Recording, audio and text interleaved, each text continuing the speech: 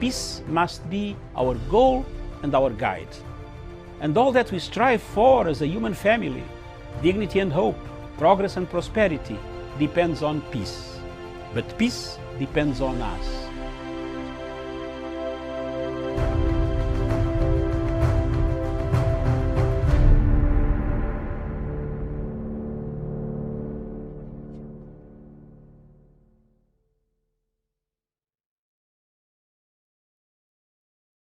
Good morning, Africa. Good morning, wherever you are in the world. Thank you very much for watching Frontline Africa Television, broadcasting all the way from the political command center of Africa.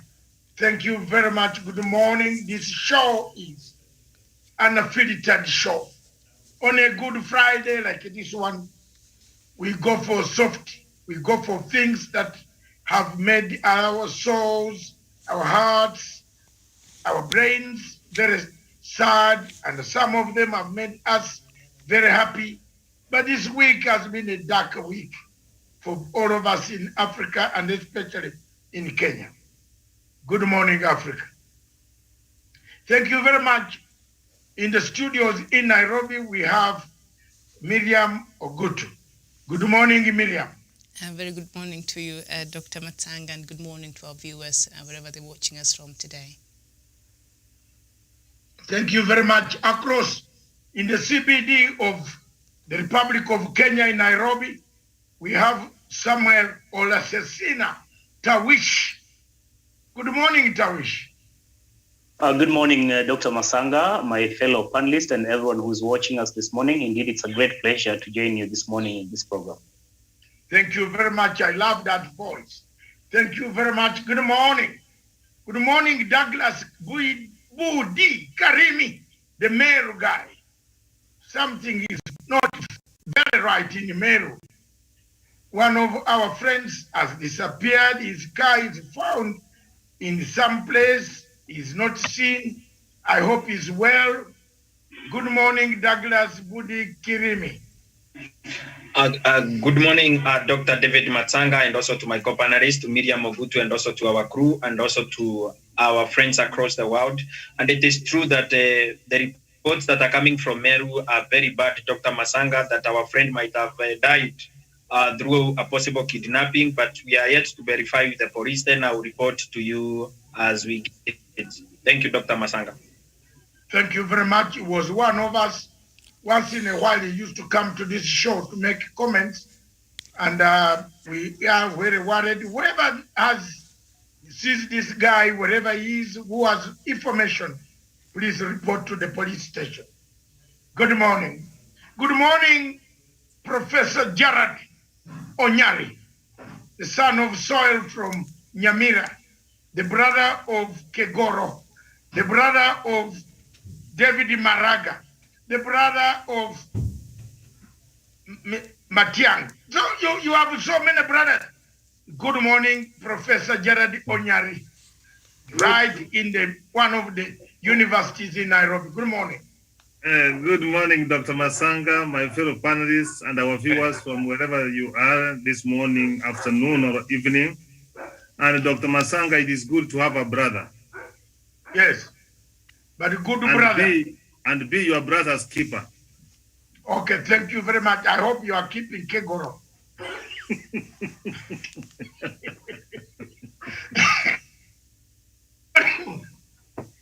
Thank you very much. I hope you look after Kegoro and Maraga so that Maraga can retire peacefully without disrupting us on our home stretch of leaving a legacy. We have a few months, less than 12 months, to give way to the new administration of which will come in office.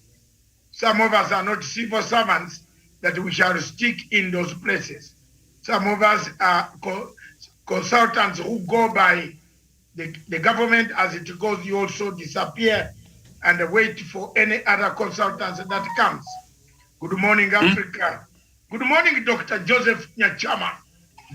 Also, a nearby, there is quite a lot of politics. And unfortunately, you don't have too many Nyamiras You are not from Nyamira, you are from Kisii.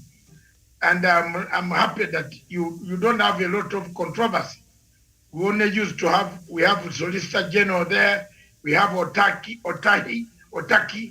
we have, those are the people, good men who used to go with me to the ICC.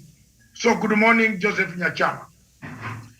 Good morning, Dr. Masanga, Miriam, and my fellow panelists, and the viewers, wherever you are listening from. Of course, this is PanAfrican TP, where you will pick the tip from the top to be the trip from the top and become the cream of the crop. Good morning, viewers. Thank you very much. Thank you very much, Daktari. Thank you for your patronage, and thank you very much for your consistency. And thank you very much for being patriotic and always hitting it at it is. You and Onyani, we shall go, Miles and Tawish and Douglas and Miriam. We are going miles and miles. I hope, Miriam, you have been briefed that we again, the CDC of Africa is holding a summit around the coast.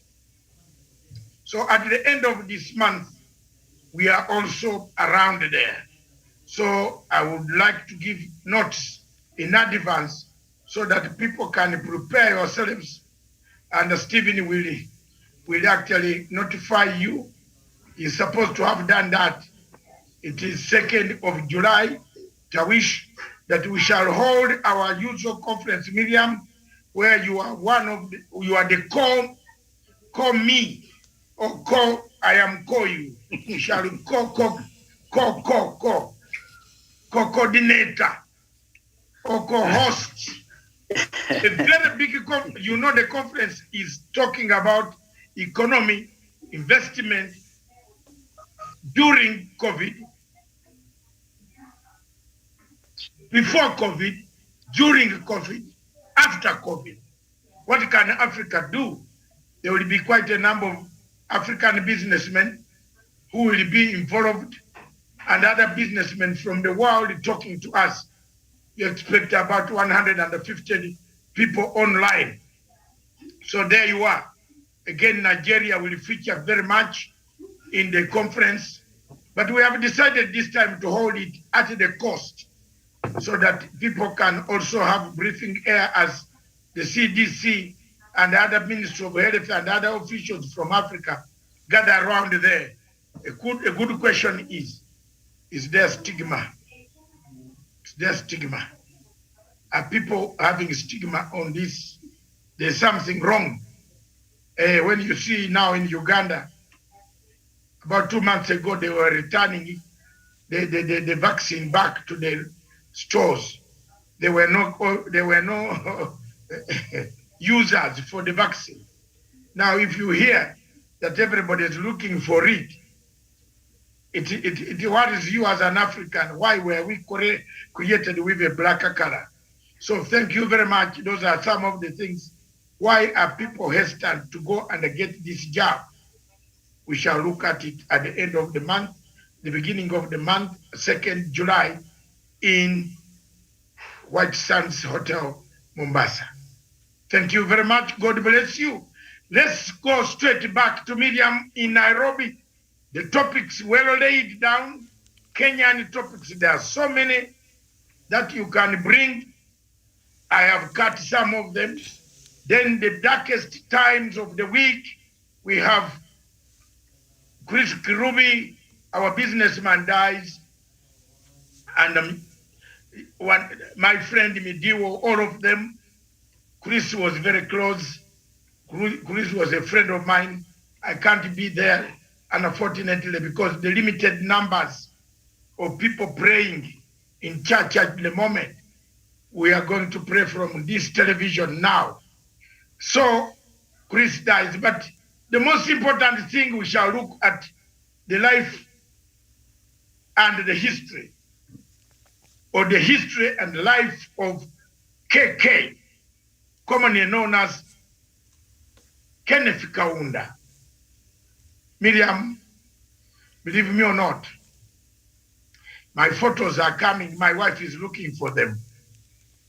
When I was the main contact for Kaunda in London, where I arranged a conference where he spoke for 2 hours and we were paid about £50,000. Huge money. I was his PA for arranging. He gave me that job. I will show you the pictures when I went to Kablongwa, to Zambia, to see Dr. Milton Obote, introduced me to Kaunda. Kaunda is a great guy.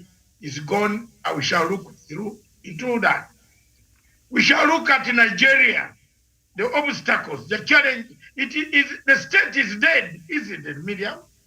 It looks is dead. Every morning you wake up, I don't think soon we might not talk about it because there is nothing new which is encouraging to tell you that the state of Nigeria is still alive. Imekufa. It has died. So thank you very much, Nigerians or Biafrans who are online. You will hear, you join us, and we do the necessary. We shall also talk about G7, the politics of vaccine diplomacy.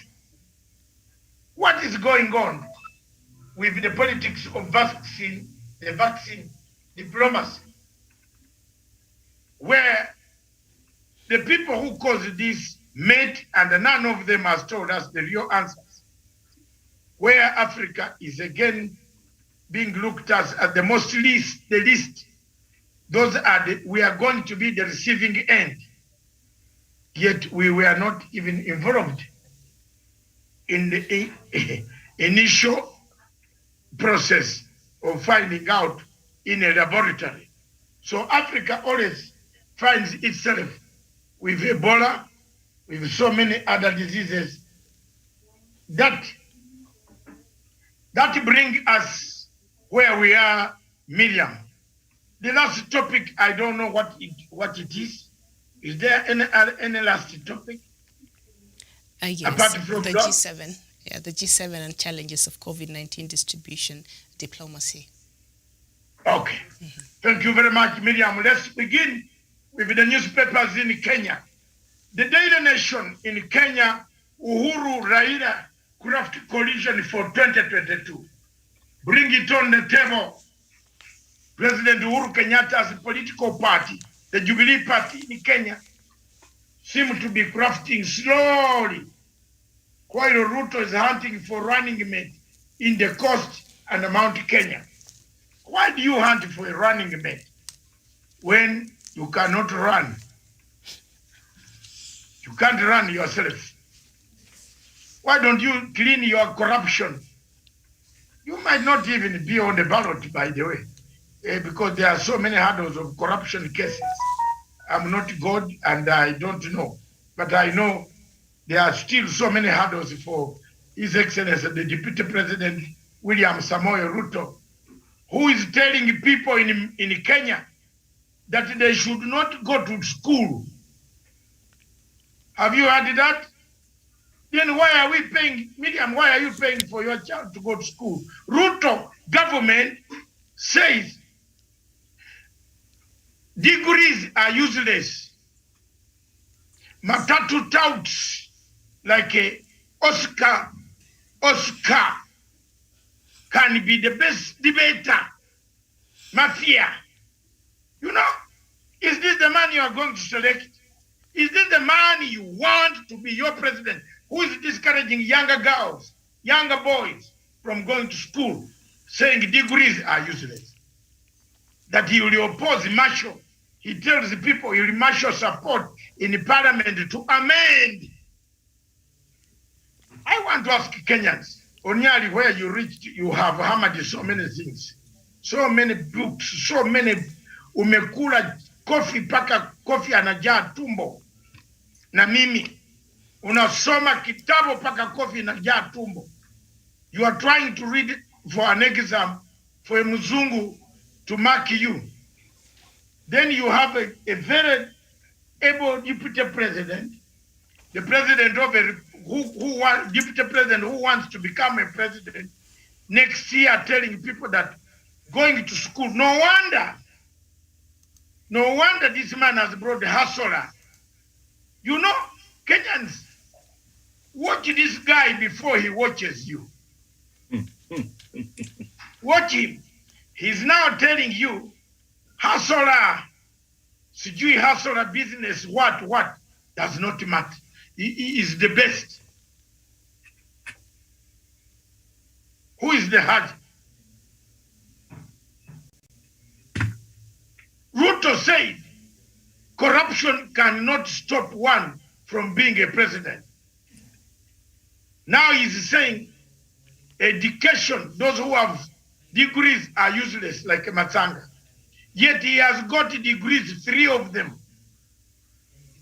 Now it gives me opportunity to ask, was Ruto's degree genuine? Professor Nyali will tell me. I understand you are one of those who wrote the degree. So did you do to teach tutorials at the, you used to go to Karen to lecture at night? We have a very bad culture in this country, surely. You have not attended a classroom, then you are awarded a degree. Why are we behaving like this? How when will Africa come out of the potholes of insanity? So here we are, hustle, no degree. While his children, each of them is struggling to get a master's degree in London School of Economics. Other children are being told there is no need of a degree. A member who can understand. Let me ask you one question. Can Oscar Sudi know what they call an equilibrium? What is an equilibrium? If you ask Oscar Sudi, can he spell it? No, honestly. So if you are doing balance of payments in Parliament and you are discussing Tawisha and Miriam, you are discussing balance of payments. Does Oscar know what a deficit is? What is a deficit?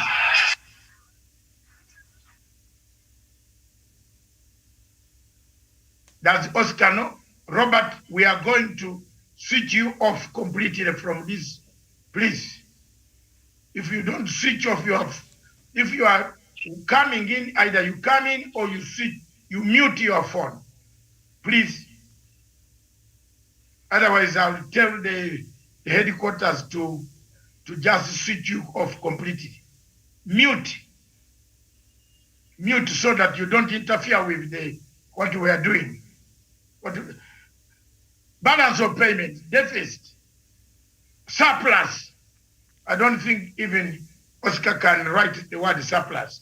So, really, the Deputy President and Murkomen, they are trying to fight for preservation of the people like the Oscars.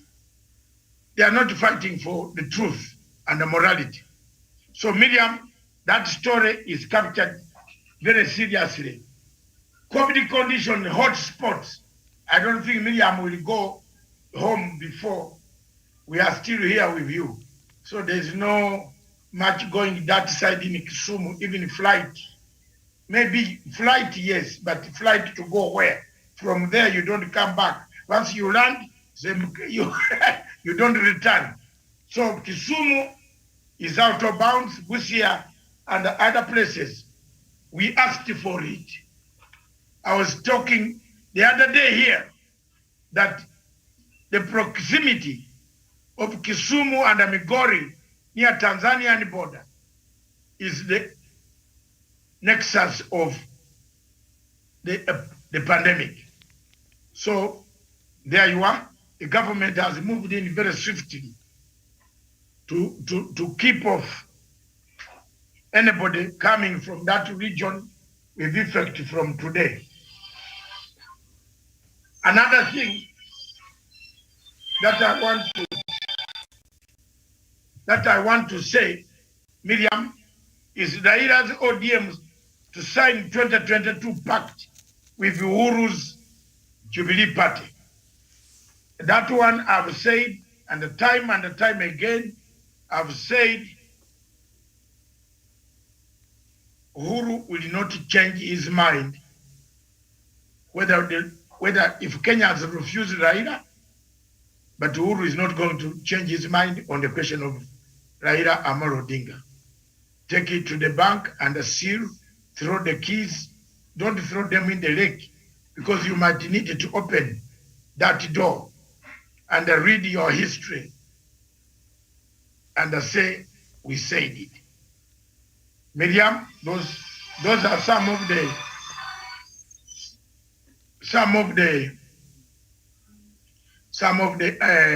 topics. You can take it from there and expand and call upon us to talk about some of the topics. One of the other one, the last one, is Kaunda on top of every newspaper. And then there is the freeze. Civil servants freeze. No more money. And I hope none of you is going to ask for an increase. Everywhere in Kenya, things are not very good. Thank you very much, Miriam. Take over from there. All right, thank you so much. So Doc has gone through the headline on the Daily Nation and on the Star newspaper. Yes. Raila's ODM to sign 2022 pact with Uhuru's Jubilee Party. Jubilee keen on formalizing the handshake with the opposition outfit. And then a cabinet in chaos over Uhuru's succession. And the front page there, the pictorial, is President Uhuru Kenyatta went to the late Chris Kirubi's home to pay his condolence to his family. And then the Standard newspaper, the main headline, pay freeze for civil servants and teachers. And I think the doctor has already looked that for us. So let's just go back to the Daily Nation, the headline there. I get your thoughts on this headline, Uhuru Raila Craft Coalition for 2022. ODM and Jubilee opened talks yesterday with a view of fielding a joint presidential candidate.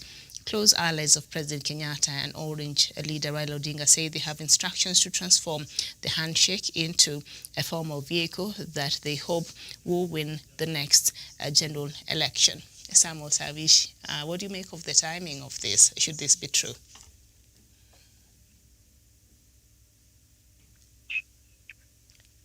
Professor? Oh, very well. Thank you so much, Miriam.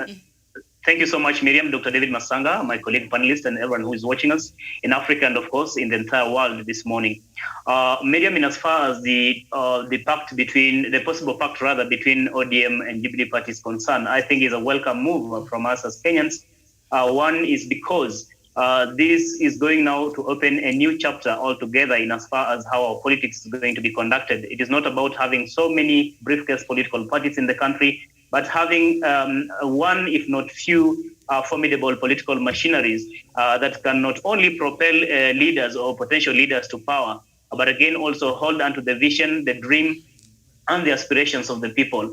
And that is why you see President Kenyatta and ODM leader Raila Odinga are so much keen in ensuring that they move forward together. I think even during the Kisumu event, the Madaraka Day celebrations, President Uhuru Kenyatta did allude to this, that whatever the future holds in as far as the handshake between himself and former Prime Minister Raila Odinga is concerned, this is something that they're so much committed to continue with, regardless of what happens in 2022. And so this is just a clear demonstration that the two leaders are really keen and committed to the handshake and committed to ensuring that they continue the legacy and the foundation that they've already laid. And nothing is going to disrupt this foundation. Because again, if Jubilee and ODM go separate ways, for example, and other political parties, ANC, Wipers, Kalonzo Musyoka, and other political parties that are now in the handshake, then there will be chances we'll have problems come 2022, pre and post election in 2022. So it is important to galvanize the country towards having one formidable machinery so that even Kenyans are not going to be confused as to what political parties they are going to align themselves to. So I think this is a step in the right direction is a welcome move, because again, when you look into President Uhuru Kenyatta's Jubilee Party and the ODM, which has been a party in this country, I think from as far as 2007, its formation started all the way in 2005, and Jubilee, of course, in the run-up to 2017 general election, you look into the vision, the ideology, and every other thing, they marry in so many aspects. So, Miriam, I'm not quite surprised that the two leaders are committed to bring all these parties, to fold them and form one formidable coalition moving to 2022 general election. So as a Kenyan, this is a welcome move. Miriam, I submit. Okay, thank you so much, Prof. ODM and Jubilee now in talks to form a political party and to field a joint presidential candidate for next year's general election. The timing of this right now, knowing very well that the BBI is still the hurdles that still have affected the quick progress of this process. The timing, is it a bit off? Is it the right time to talk about a joint presidency? Yes, Miriam, that's what I said the other day. And when Jomo and Jaramogi met in the 50s, Jomo was seeking the political power and Jaramogi was seeking economical power. But after thorough negotiation, that was late 40s, 50s, they agreed to work together towards the political power, Miriam, for the independence of this country. I'm laying a foundation and saying this is not where you are saying that it is just that way, Miriam. There is something which needs to be corrected. I said in 1950s, in 1959, Jaramogi Oginga Odinga will stand in the floor of parliament and say that Kenyatta is our leader when the British people were calling him the terrorists. Yeah, call him what you may call him, but he's our leader. Then they started this Uhuru na Kenyatta. There were Sungus who wanted to give Jaramogi independence, the presidents of this country, and Kenya becomes the president, and Kenyatta remains in the prison. Jaramogi remained true, and he said, we are asking Uhuru na Kenyatta. And indeed, Kenyatta was released in 1961, Kanu won the elections, and Kenyatta became the prime minister, and Raila became the deputy. Those are the history, Miriam, and they work together. And the likes of Miriam, the likes of the deputy president, Miriam, which they don't miss in the side, the Andras, Miriam. The Kereweke and the Tangatangas, Miriam, can cause problems. They cause problems between the Jaramogi Oginga Odinga and the President Jomo Kenyatta. And 1965, 66, you know, the Rimur Conference, and they parted way, Miriam, and this country has never enjoyed stability until then. So, Miriam, the best people to correct this is, and for Kenya to move forward, Tawise and Dr. Masanga will tell you, and even Dr. Nyanchama, and tell you, Miriam, there is something which is passed over from one generation to the other. Your grandfather could have messed with my grandfather, and that enmity continue being perpetuated, Miriam, from generation to generation. So the right people, Miriam, to write the things which happening in 1960s is Uhuru Muigai Kenyatta and Rahim.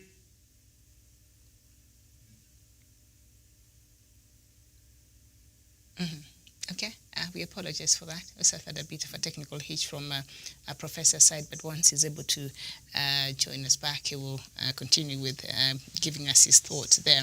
Dr. Joseph Nyanchama, ODM and Jubilee opened up talks yesterday, apparently, and they're planning to field a joint presidential candidate.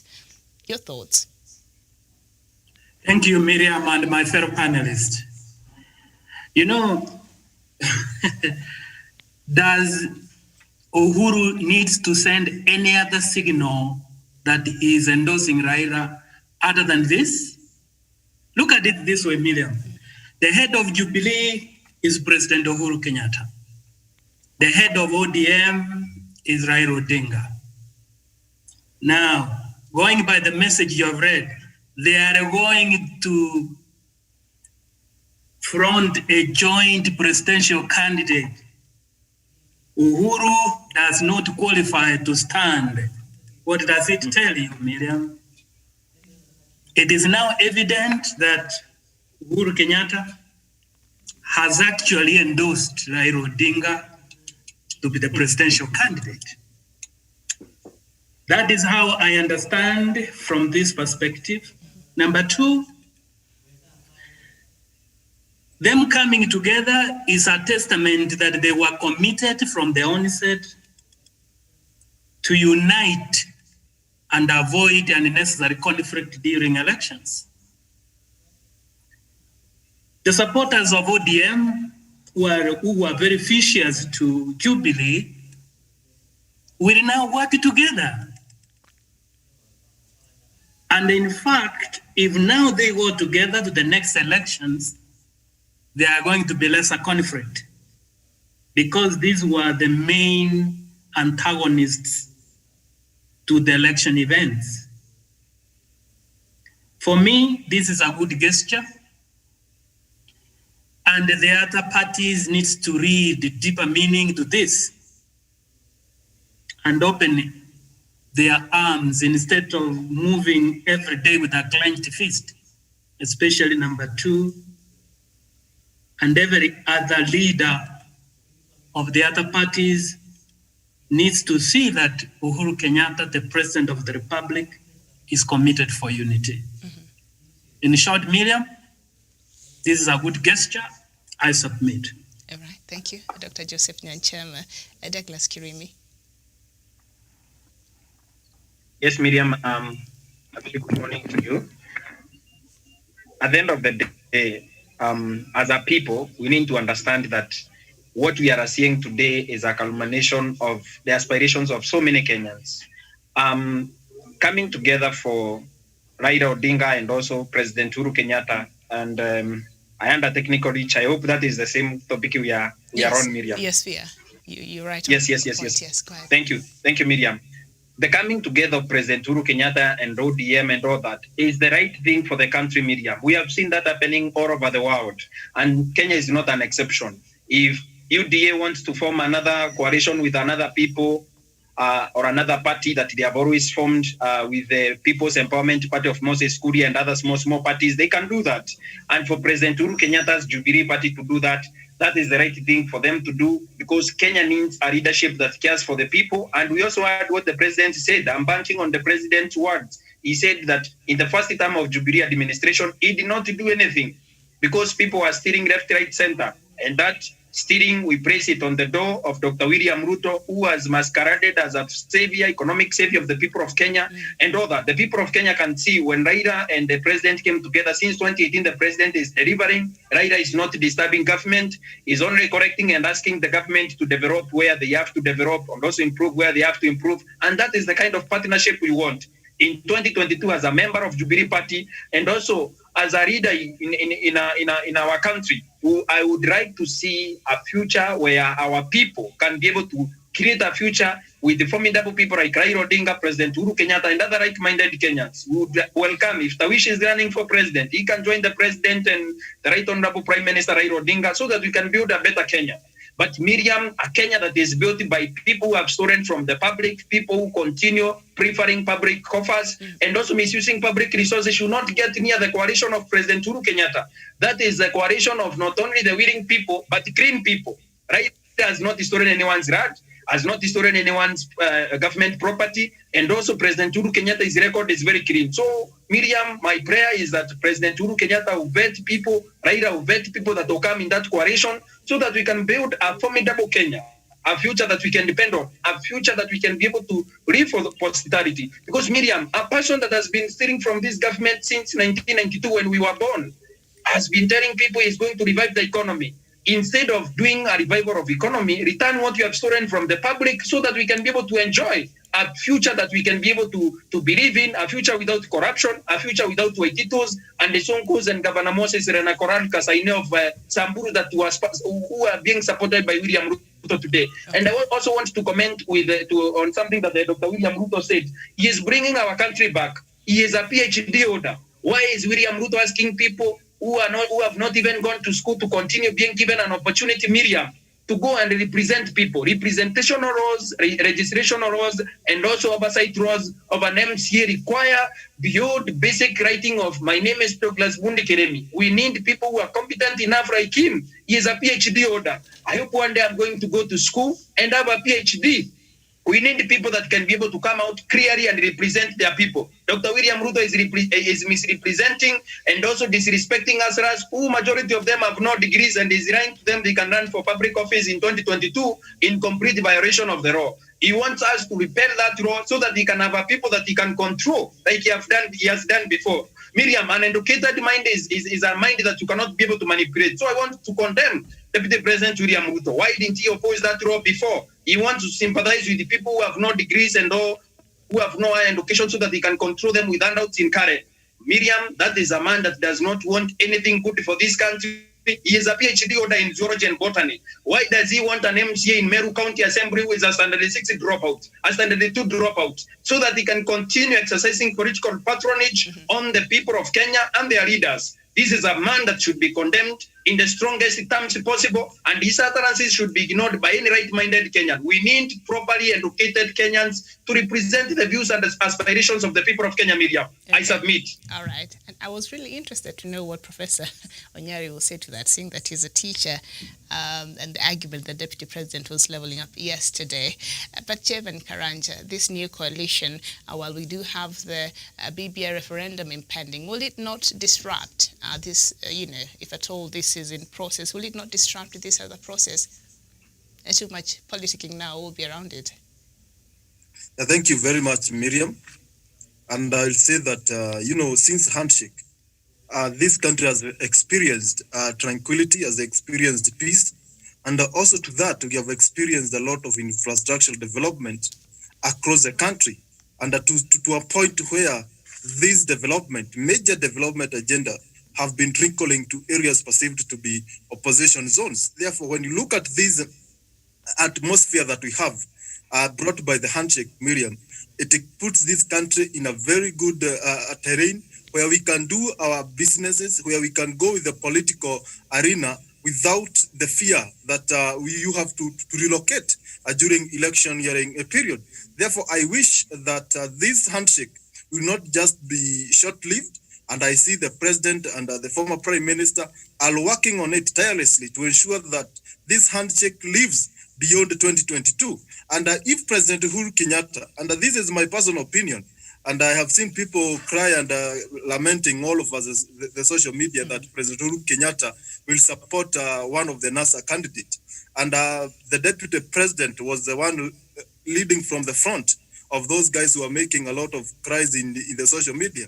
One, the people in Tanga, they have gone out to disregard the president, to belittle the president, and to some extent they say the president has no influence. Therefore, I don't see why they feel like they have been abandoned when president says that he'll support a NASA candidate. If he has no influence, he has no power, he has no following, why are they worried? This shows that these guys, they live in self-denial. They just don't trust what they say. Because if President Uhuru has no power, has no influence, why are they worried that President will endorse a NASA candidate? And I don't see anything bad with that, because President Uhuru Kenyatta is on record when he was in Sagana, when he was in one of the local radio stations. President Uhuru Kenyatta has been consistent and has said not once, nor twice, that he will support someone who can continue with the legacy, someone who can continue with the push for unification of this country, someone who can push with the developmental agenda that he has laid down, and someone who will continue working on the foundation that he has already established. And I don't see that person as being the deputy president of this republic, because the president has come out clearly and said that in his first term, 2013 to 2017, he was disrupted.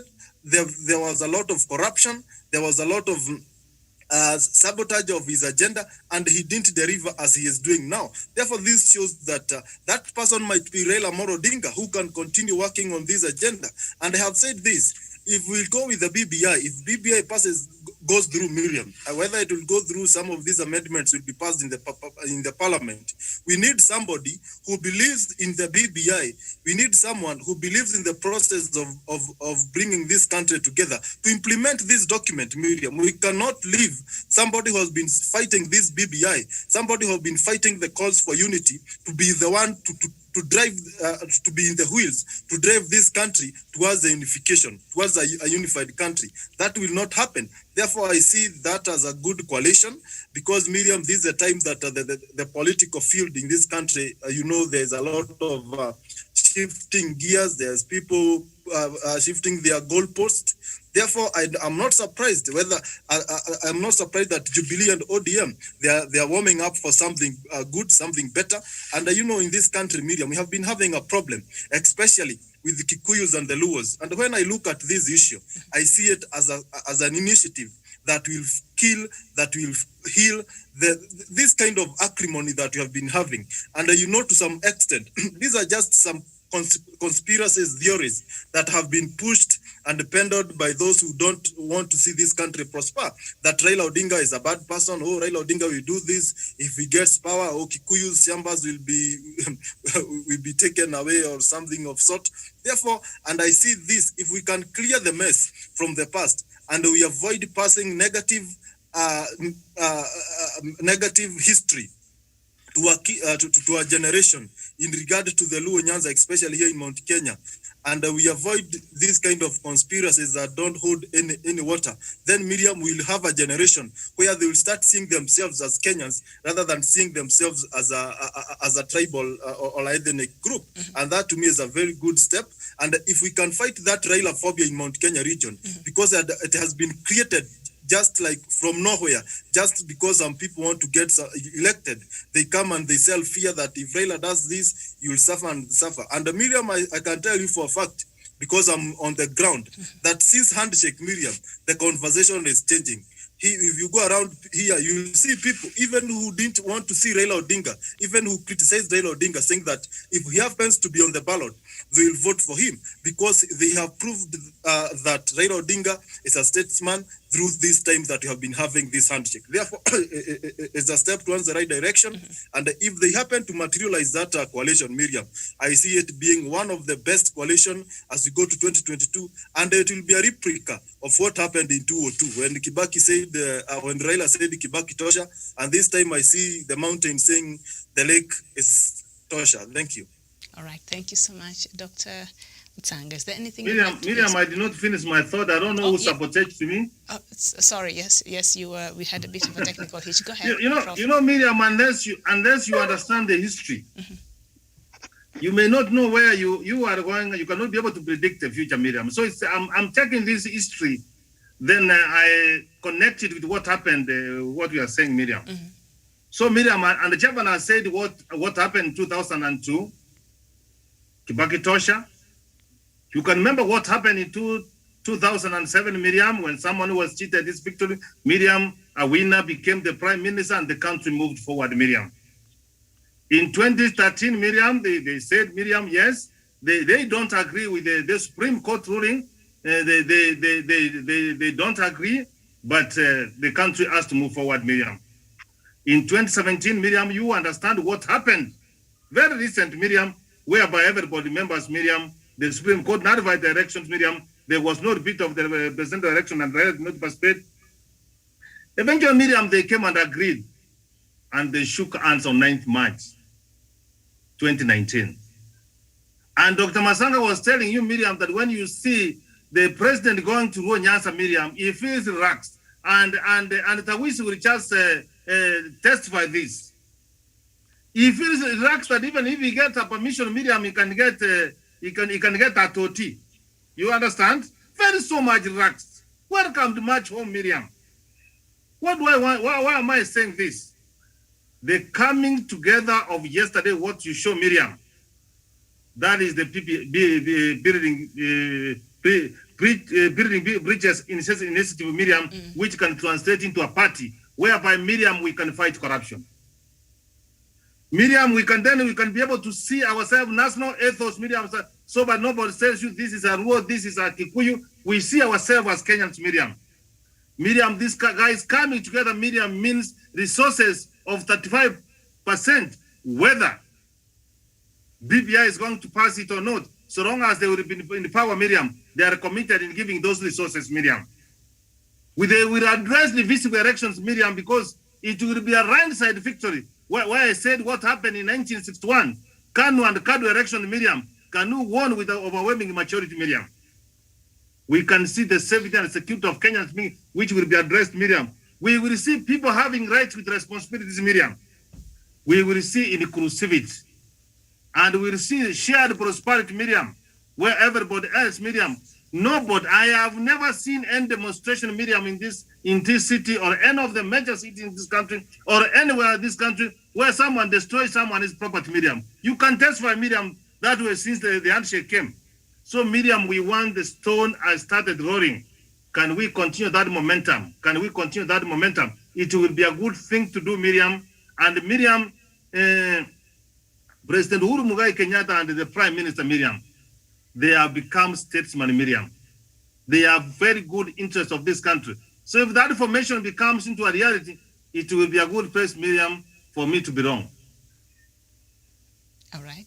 Thank you, Professor. Dr. Matanga.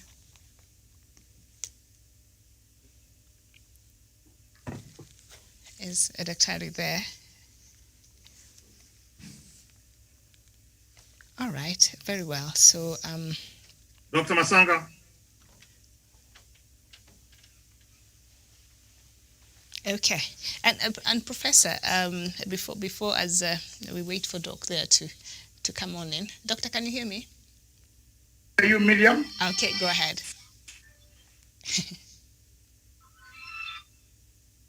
Yes. Mm-hmm. I don't know which topic we are on now. We were just looking at this new coalition in the offing.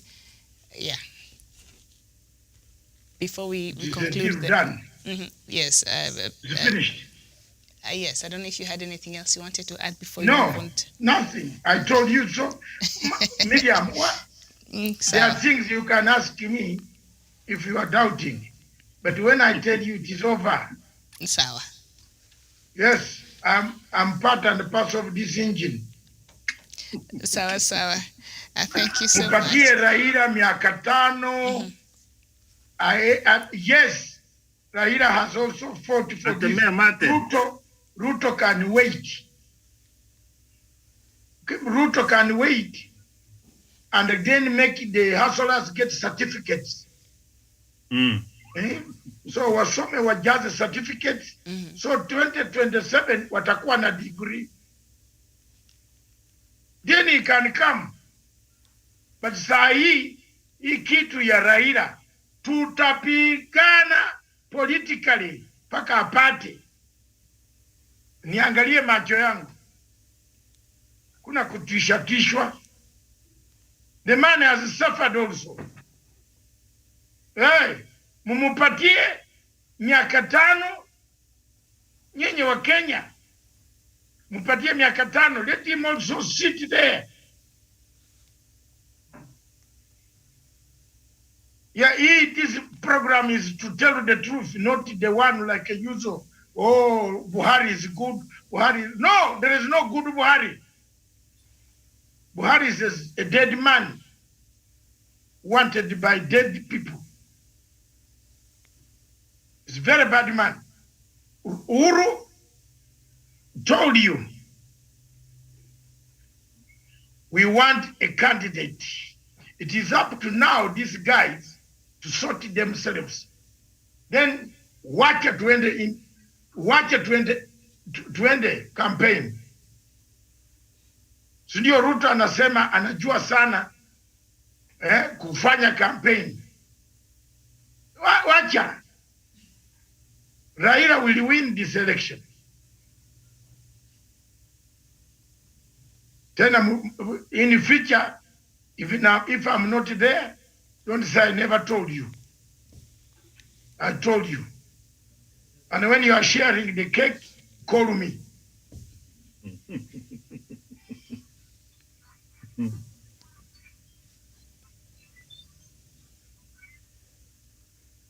There is nothing to add here. Yes. There's nothing to add. Okay.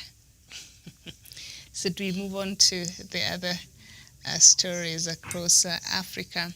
the other topics that we're having. It's 2 minutes past midday here in Nairobi, and of course, Africa is mourning today. So perhaps, Doctor, you can do us the honors of introducing to us our next topic on the loss of Zambia's first president, Kenneth Kaunda.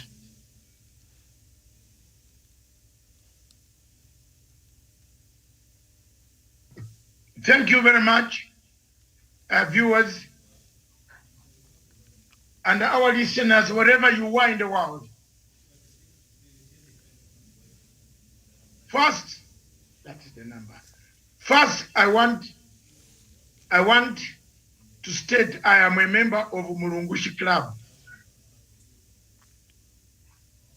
I don't know whether you people know what Mulungushi Club is. I joined Mulungushi Club in 1968. I know Karanja, none of you here was born, except maybe Professor, I don't know, Professor and Joseph. But Tawish was still in the manufacturing systems. And the rest of you.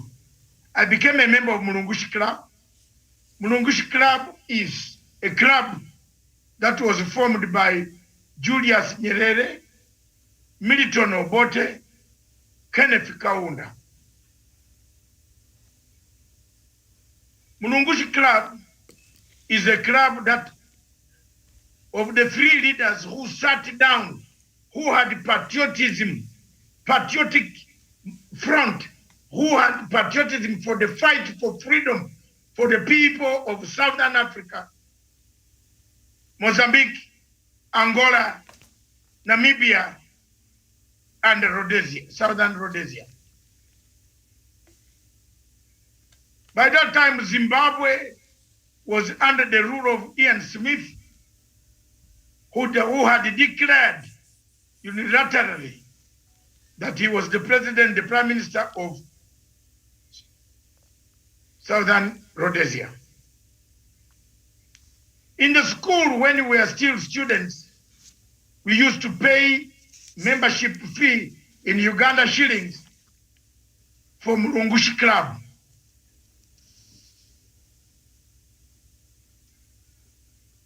Dr. Kaunda played, for those who don't know where Mulungushi is in Zambia.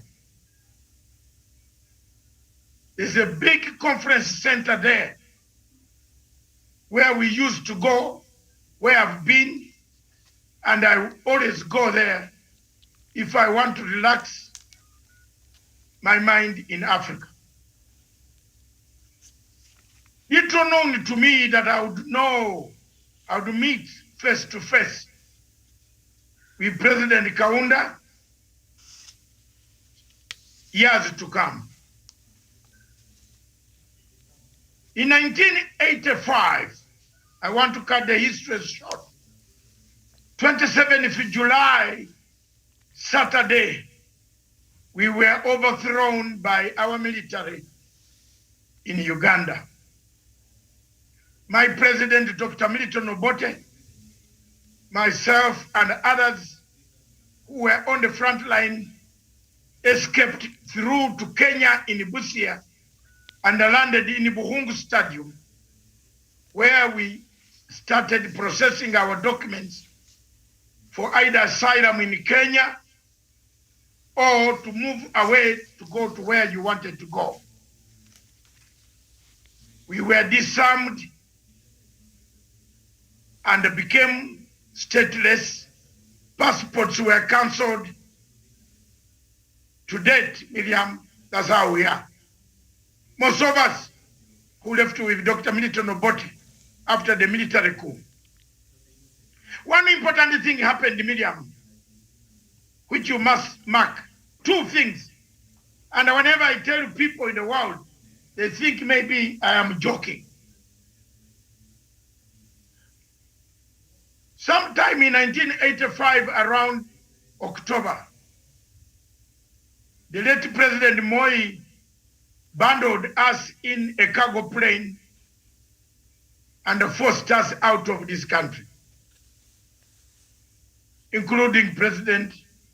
I'm sorry, I'm not saying you should ever have any grudge with the family, but I'm stating the truth. We abandoned in a cargo plane that carries cargo, that had cargo. Now we are told to leave this country to go wherever we should get where to go. As the plane was approaching the airspace of Tanzania, President Nyerere refused us to land in Dar es Salaam. He said that plane should go look for where to go. And the plane was running out of fuel, Miriam. The pilot sent an SOS. The plane landed in Dar es Salaam airport, which is now called Julius Nyerere International Airport. It was given fuel. Obote was told not to leave the plane, and everybody who was in the cargo plane not to leave. Most of us, oh dear, people tried to escape. Because Tanzania had been in 78, 79, most of us spoke good Swahili and slender as we are. At that time, I was not as big as I am today. Thanks to nature that has made me look like I am. But God has kept me alive. Two events happened within a short time.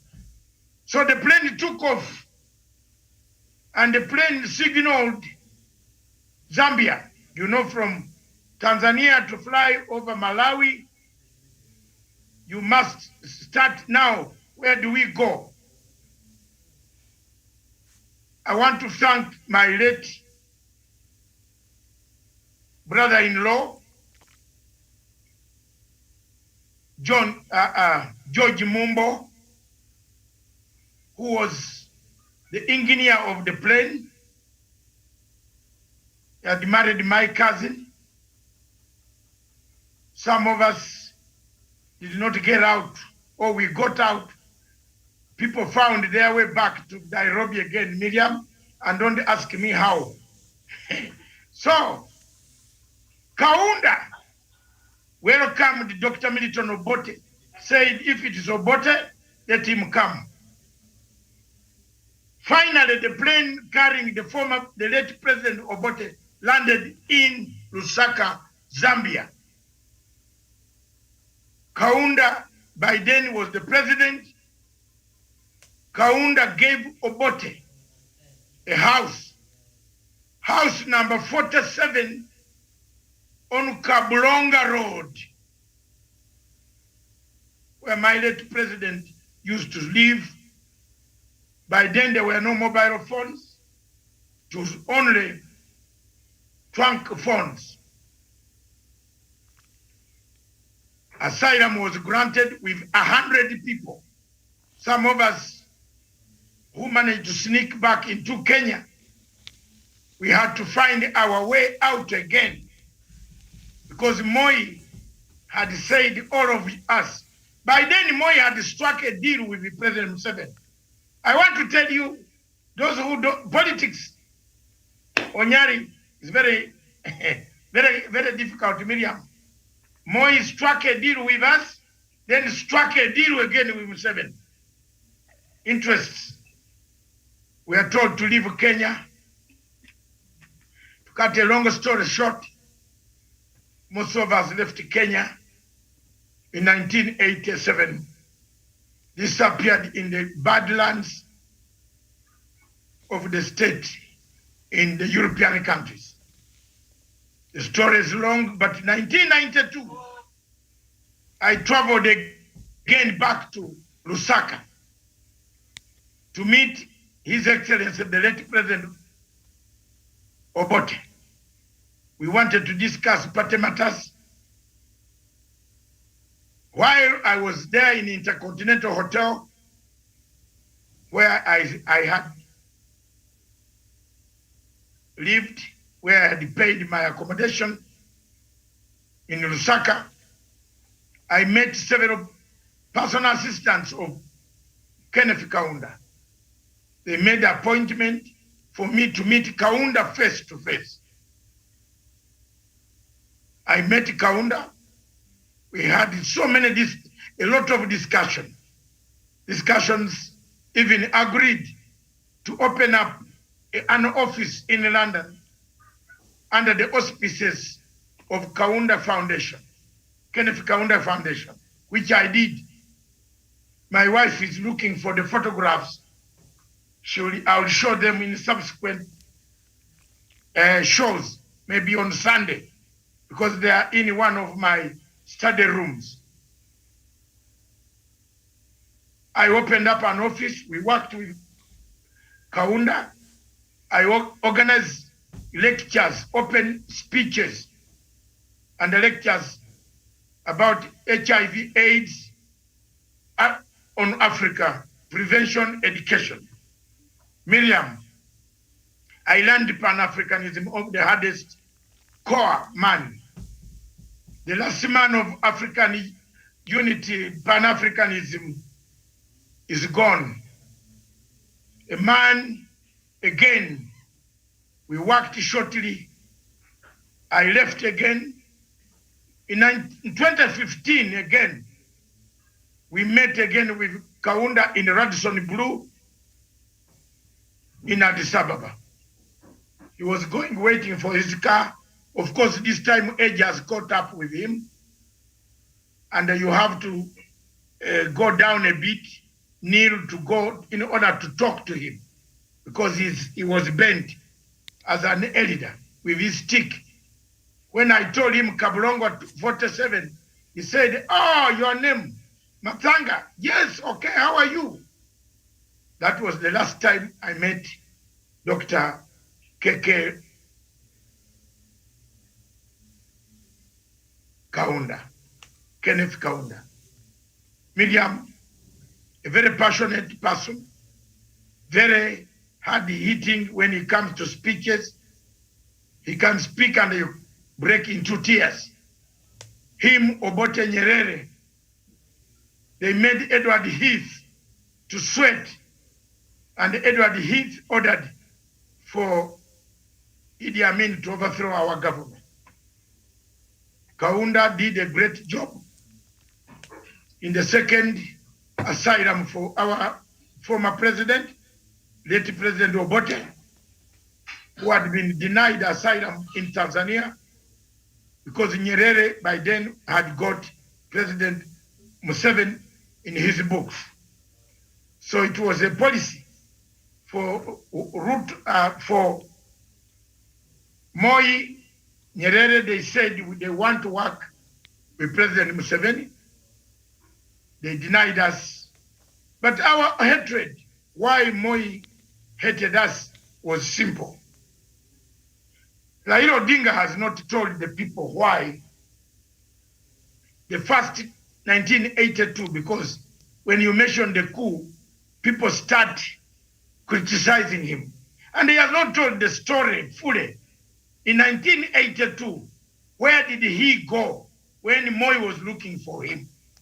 And I would like Onyari to take this position to go and ask him. He will tell you the story of a certain captain and a certain small man whose pictures you can Google and see near Lule. Yusuf Lule swearing in ceremony. A small man with big hair. Who's that small boy holding a briefcase with Lieutenant General Muzuguri, the Black Mamba, the small man of Chikosi Marum, 208 KJ. This is the lion today. Hallelujah. Hallelujah. I fought for my country. I'll fight for other Africans like Nigerians, Biafrans who need liberation. I'm pleased that the state of Nigeria is coming next. We're discussing it. Is dead. Apparently, Miriam, to sum up all this, in Radisson Blue, that same day, Mr. Chris Kirubi, in fact, we saw Kaunda together in the lobby of Radisson Blue. When Kirubi was asking me, how did you pay your bill? How are you paying your bills? Kirubi went to the counter. Hallelujah, Mungu. Saidia huyu. Saidia, let him go and prepare a journey for us. Kirubi, you're a gentleman. He paid he said if he has paid any money, refund it. He put his card, his business card. He said take anything and extra for him to eat and drink and even have guests. That is Kirubi. Go ye Kirubi. That same day I met Kaunda. Kirubi also sat down in the chair while Kaunda was waiting for his car to take him to the African Union for the afternoon session. God works miracles. Both of my friends fell this week, but they have not gone in vain. They have left a spirit, this one here, burning. And I'm going to burn the spirit until you give Raila Odinga miaka 5. Haven't I ended it nicely, Onyari? And Tawish and Miriam and Karanja. I know all of you have got soft spot for Mzee Raila Amolo Odinga. I have got, now this time, I have another soft spot. And where President Uhuru Kenyatta tells me to go, I will go. I am not a voter, but very influential though. I want to tell you that the Nnamdi Kanu interview has put us, Miriam, put me on a high level in the world. Because Nnamdi Kanu rarely gives interview to any of these stupid BBC what. He doesn't like to. Someone was telling me that we have almost 3 million. The tape is being sold. Some people are selling it. That interview. Miriam, we are there. We have made our mind. We shall make our mind. His Excellency President Uhuru Ngai Kenyatta will not surrender this country to people who are not like Kaunda. A man who tells other people's children not to go to school while his children are busy doing schooling and bringing millionaires to marry. So how will Matsanga's daughter marry a multimillionaire when he did not go to school? Unaona wizi? Thanks God, all my daughters have gone to school. 2 of them are not married. 3 are married. But I encourage them to marry with their degrees. How can you interpret the law in parliament when you have 0 money? You interpret it with saliva. What's wrong with this? Why politics of cheapness? So Miriam, that's the story of Kenneth Kaunda. Kenneth Kaunda helped to liberate Zimbabwe, Namibia, Mozambique, under swap. Kenneth Kaunda recognized Biafra. Kenneth Kaunda recognized Biafra, Nigeria.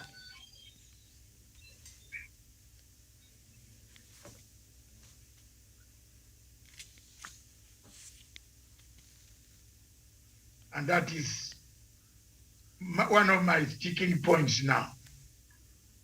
Kenneth Kaunda recognized that Biafra must be an independent state.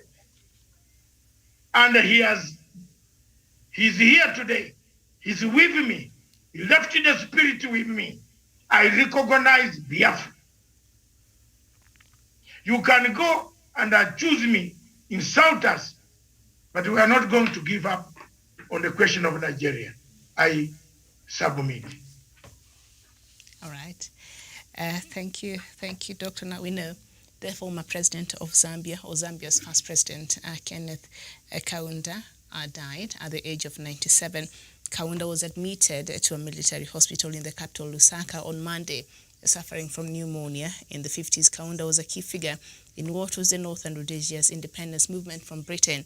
He became a president following independence in 1964. And of course, he stepped down after losing the multi-party elections in 1991. Kaunda, popularly known as KK, was a strong supporter of efforts to end apartheid in South Africa. He was also a leading supporter of liberation movements in Mozambique and what is now Zimbabwe. And in later life, Kaunda turned his attention to the fight against HIV after one of his sons, Masunzo, died from an AIDS-related disease. And after leaving office, Kaunda clashed frequently with former President Frederick Chiluba's government and the MMD. Chiluba later attempted to deport Kaunda on the grounds that he was a Malawian. The MMD-dominated government under the leadership of Chiluba had the constitution amended, barring citizens with foreign percentage from standing for the presidency to prevent Kaunda from contesting the next elections in 1996. As I'd like the rest of the panelists to get an opportunity and pass your condolences to one of the remaining, founding fathers in this continent. I'll start with you, Professor Jared Onyari. Yeah, Miriam, thank you. Thank you for giving me also the opportunity to recognize some of the great leaders who have passed on this week, Miriam. And I also want to associate myself with what Dr. Masanga said, Miriam, that Dr. Kenneth Kaunda was a great son of Africa.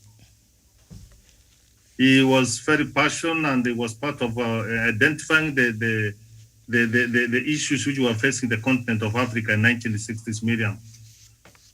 They identified ignorance, poverty, and disease, Miriam, and we are working on them, Miriam. One of the things that I share with Dr. Kaunda, Miriam, is that he promoted peace. The rest of his life, Miriam, he walked with a white handkerchief, Miriam. Now that he's gone, then, Miriam, I will be carrying the white handkerchief as a sign of promoting what he stood for. Miriam, in life, that we do our part, and when time comes for us to exceed the stage, we do it. We shall continue to remember him, Miriam.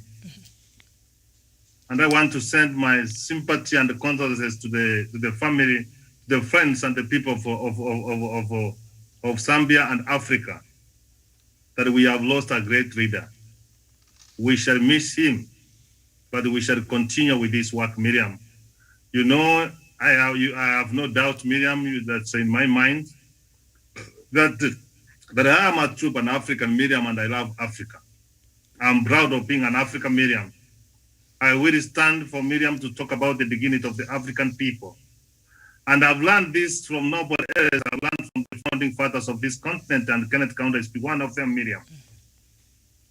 We shall continue to do the work because Africa has got work to be done, and it must be done, Miriam, and we cannot ignore. We cannot rest, Miriam, until Western Sahara, Miriam, get an opportunity, Miriam, to go to self-determination. Miriam Kaunda stood for and supported this, Miriam. Miriam, when you talk about Kenneth Kaunda, Miriam, he stood for freedom, Miriam. He stood for the independence of the people, Miriam. He stood that the people are free, Miriam, to make decisions, Miriam. He stood for human rights, Miriam. And even when he came out of power, he did not embrace peace, Miriam. He could have retaliated, Miriam, but because he chose that the rest of his life, he will walk with a white handkerchief, Miriam. He was an old man, Miriam, and you will see, his white handkerchief will be there to signify peace, Miriam, that whatever we pursue, Miriam, we pursue in the interest of peace. Africa needs to be united, Miriam. Africa, we are being humiliated. Miriam, even to the next topic we are talking about, that the God for us and everybody for himself. You can see how the bigger nations, how the G7, Miriam, have ignored about Africa, Miriam. They have fascinated their people, Miriam. This is some of the things which Kaunda stood for, Miriam. His spirit will continue going on as long as we live. And this is the pattern we will pass to the other generation, telling that this is what we were taught by our founding fathers, Miriam. I thank God for the many years he gave us to be with Kaunda, Miriam. I have worked with him, Miriam, with the World Spirit Leader, Miriam, which honored him as a World Spirit Leader for Africa by Sir Dr. Clyde Rivers, Miriam. I have received the same award, Miriam, because I have learned much from Dr. Kaunda, Miriam. He stood for Africa, and we can stand for Africa. Dr. Masanga, you had an opportunity to be with him, Dr. Masanga. Let us tell the next generation that Africa will never be humiliated if we have learned much from Dr. Kaunda and the one who have gone before him. I submit, Miriam.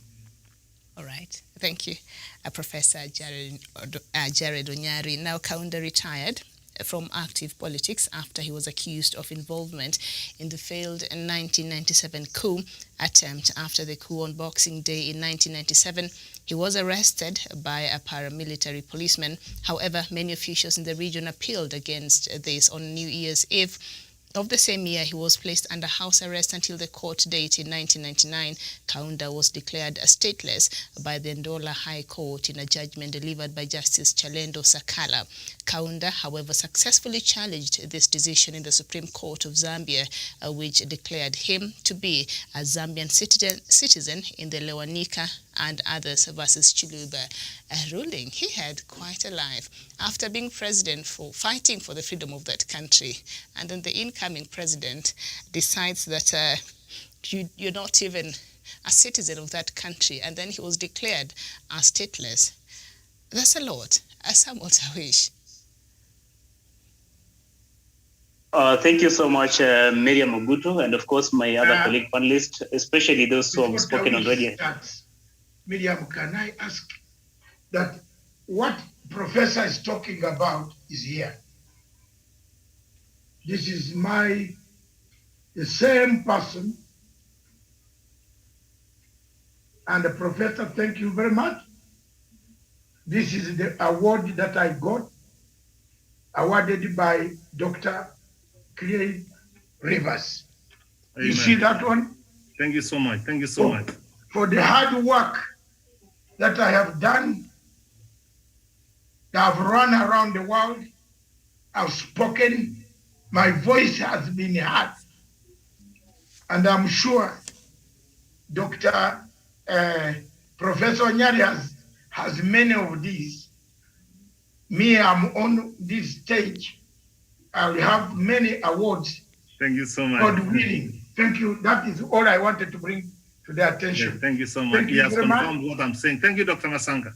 All right. Yes. Okay. Thank you so much. I am the voice for change. That's it. We change nations. All right. All right. Back to morning, Kaunda. Go ahead, Samuel Tawish. Okay, thank you so much, Dr. Masanga, for that intervention, and of course, other panelists who have spoken on this. I think I want to join the rest of the panelists and indeed every Kenyan to register my utmost condolences following the passing on of the former president of Zambia, that is the president of Zambia, Kenneth Kaunda. Indeed, Miriam, like Dr. Masanga has alluded and Professor has did said, the late president of Zambia was a true Pan-African, is one of those individuals really who fought for the liberation and consequent independence of the African nations, alongside the likes of Julius Nyerere of Tanzania, Kenya's Jomo Kenyatta, Jaramogi Oginga Odinga, of course, Milton Obote, like Dr. Masanga has put it, Kwame Nkrumah, and others. The list is very long. But again, Miriam, I think even as we mourn with the people of Zambia, the African continent, and the entire world for the loss of the former president, Kenneth Kaunda, I think it is very important also for us to underscore the fact that we need to secure the dignity the dignity of the former heads of state or the former leaders. Because again, when you look into how President Kenneth Kaunda was treated, the humiliation he went through, especially after he left power somewhere in 1991, That is not something we will wish for any leader, in our continent today. I think we need to get mature. We need to get to a level where we give us honor, dignity, and respect to our former leaders. The kind of arbitrary arrest and detentions, and also there was an attempted assassination on the life of President Kenneth Kaunda, and also he lost his son through assassination. So I think, Miriam, what we need to stress, even as we mourn this gallant son of soil, is the fact that we need to secure the future, the dignity of our former presidents. Look at what happened in Zimbabwe when we lost Robert Mugabe. Those are some of the things I suppose that you see. The likes of Museveni do want to continue sticking into power. They will not wish actually to leave power because there's anxiety, there's that trauma after him exiting office. So I think these are some of the things we need to stress as we move forward. Looking onto the issue of the exit packages also, he was denied his salary, he was denied his allowances, and every other, of course, benefits that come along for retired presidents, especially in Zambia. So these are the things we need really to speak about as we even mourn President Kenneth Kaunda of Zambia. I submit, Miriam. Very well said. Thank you, Samuel Tawish. Dr. Joseph Nyanchama. Oh, thank you, Miriam, and my fellow panelists. Firstly, for me, because many words have been spoken about him, I would only say that in Kaunda lived a great man, and in him, Kaunda specifically, dies a great man. He has leaved a great legacy behind. And a great man like Dr. Kaunda, people need not to bother in building his tombstone and write his name, because already the name of him as a great man, a Pan-Africanist, is already in people's hearts. That is the joy of dying, having known that your name has been engraved in people's hearts, especially the Africans. To the Zambian people, we give them our deepest condolences for losing a great icon like him. In fact, to the Zambian people, this man, he gave them self-respect, confidence, and respect. To the other African citizens, he gave them the sense of pride, including me, of course, and the belonging in being Africans. That is why I am always proud of Dr. Masanga, because he's deeply engaged in Pan-Africanism, a philosophy in which this great icon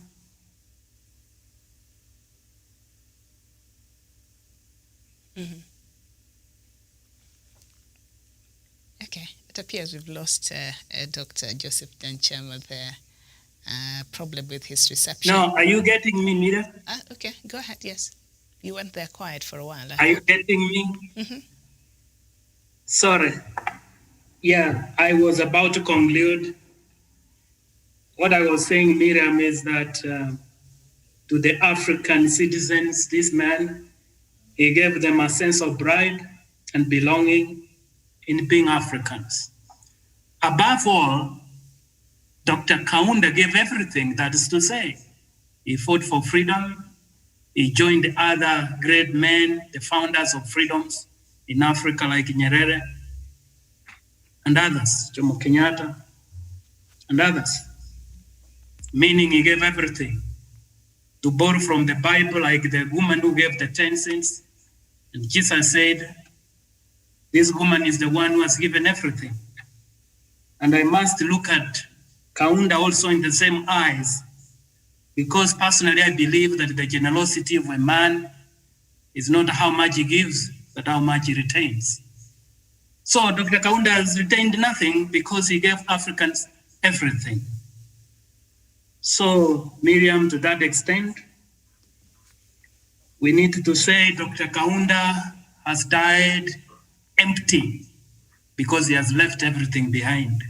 And we, the young generations, we need to check what he left behind so that we benefit from it. To end, I I always say that a leader is not known by the medals on the chest, but by the stars at the back. So Dr. Kaunda died with the great stars still shining. May his soul rest in eternal peace. And once again, our deepest condolences to the Zambians, fellow citizens.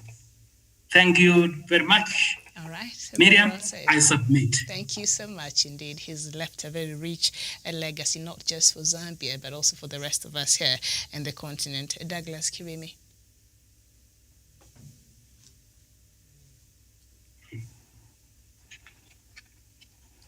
Jevan Karanja.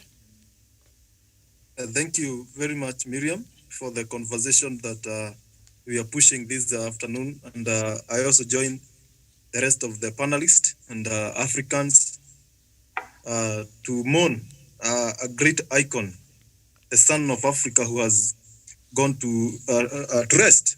And, Miriam, Kenneth Kaunda, has done an incredible job to the people of Zambia and to the people of Africa.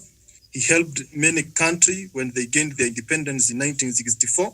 He helped other countries like Zimbabwe to liberate them from the yokes of colonialism.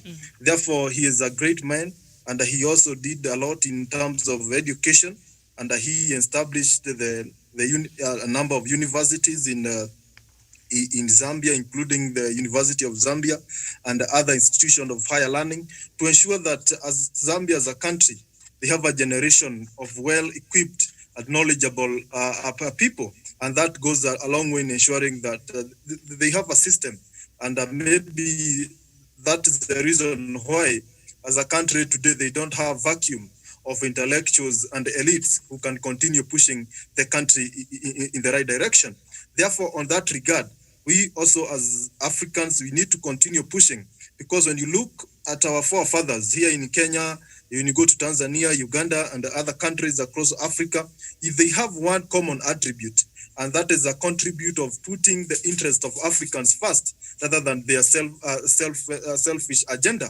Therefore, this is something that our current leaders, our incumbency, our current generation, we need to emulate them. We need to ensure that we have the interest of Africans as the first priority, rather than pushing for our selfishness agenda. That is where we have the big rift between that generation and the generation of leaders that we have today, because we have a crew of leaders who, to them, what matters most is their personal interest, is where they'll get more money, as if we are competing on who is richer than the other. But on the same note, we need to continue growing the spirit of Pan-Africanism to ensure that as the generation to come, we pass them these great messages, we inspire them with this life of these kind of great men like Kenneth Kaunda, so that they continue pushing for Africa, where we all be great. Because in Africa, we have what it takes to be a giant economy, to be a political stable country, and to have the social cohesion that we all aspire to have. Therefore, in that regard, I submit, and to the people of Zambia, poleni sana. Thank you. Okay, thank you. Jevan Karanja, now on 14th of this month, Kaunda was admitted to Maina Soko Military Hospital in Lusaka to treat undisclosed medical condition, as the government said the medics were doing everything they could to make him recover, though it was not clear that his current health condition was. Then it was not clear, and on 15th of this month, it was revealed that he was being treated for pneumonia, which according to his doctor had been a recurring problem in his health. And on 17th, that is yesterday, it was confirmed that he died at the age of 97 after a short illness at Maina Soko Military Hospital. He has been survived by 30 grandchildren and 11 great-grandchildren. President Edgar Lungu announced on his Facebook page that Zambia will have 21 days of national mourning, and the president of Botswana, Dr. Mokwetsi Masisi, also declared a 7-day mourning period there in Botswana. And of course, he has been celebrated world over, with world leaders sending the messages of condolences to the family and the people of Zambia. So our deepest condolences as the family of Punchline Africa, of course, a Pan-African television station. We do send our, condolences to his family and also the people of Zambia. Doctor, do we now jump on quickly to Nigeria? Thank you. We won't take much long time, but events coming out of Nigeria indicate the state is dead. But even when it is dead, let's continue saying it is dead. Let's not be shy from telling the people that Nigeria is dying, and it has died, it is dead. If it is not in one of those states, if it's not dying, it has died or it will die. Because there's nothing new that comes out of that country, apart from Nigerian movies. In fact, because of these days, I have given up. I was a very good follower of the movies as an African, giving Africa support.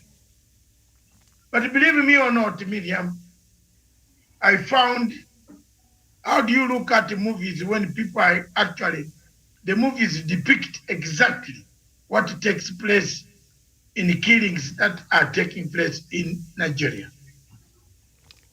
Kidnap, killings, torture, maiming, rape, defilement. Those are the things that have taken place in that state, in that country, and the state has died. I don't need to add anything more. We shall continue to do so. Every day we open up our television. Every day to remind the people of the world that the people of Nigeria, the Biafrans, want self-out. They want determination. That the human rights abuses in Nigeria are worse than the human rights abuses in Burma. That Nigeria matters like Burma matters. That the United Nations Security Council rushes to put sanctions on Burma, but it cannot put sanctions on Buhari. What type of country are we having? We're having a country that the president comes out and says, I cannot fight the rebels, and then the Security Council comes up to give him a tap on the left cheek. Is this what we need? Is this what Africa is? Is this what the international community has done to the people who need freedom, who need to be given the right to exist? I therefore submit that the state in Nigeria is dead. Thank you. Very well, Doctor. And the latest from Nigeria is that armed attackers have killed a police officer and kidnapped, at least this happened yesterday, at least 80 students and 5 teachers from a school in the northwestern Nigeria state of Kebbi. Police, residents and teachers have confirmed the attack took place on the federal government college in the remote town of Benin, Yauri, in Kebbi State on Thursday. It is the third assault by armed gangs on a school or college in Nigeria less than a month, which has been attributed by authorities to bandits seeking a ransom payment. More than 700 people have been abducted from schools in northwest Nigeria since December. I think now the figures have gone past 1,000, and some 200 children were at the school at the time of the attack, and the Niger state government said on Twitter, adding that an unconfirmed number had been taken away. And just yesterday, I think Boko Haram came out and said that its leader had indeed died, Shekau. But the government has not confirmed to us if at all that is true. So even as we continue looking at the state of Nigeria, it's not even safe for children to go to school there, Professor. Yeah, but before Professor comes in, there's a photograph I sent there of Paul Biya. Can Professor, merge this photograph with the Buhari? Merge it, Paul Biya being held to go and address the public rally. Africa. Stephen, can you show that photograph? Can you show to us? Then, Professor, please take it. Look at the Africa we have. But surely Hakuna you Matata. were sent by God to read. Then you want to read and then you are held. It means you have, is there no constitution in Cameroon that when you become senile you can't walk? In Miriam.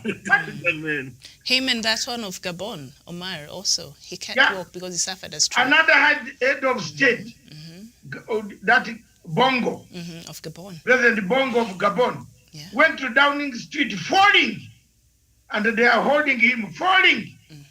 Surely, can't you say, what is it? You have made money, you have traveled the whole world, you have enjoyed the army, the trappings of power.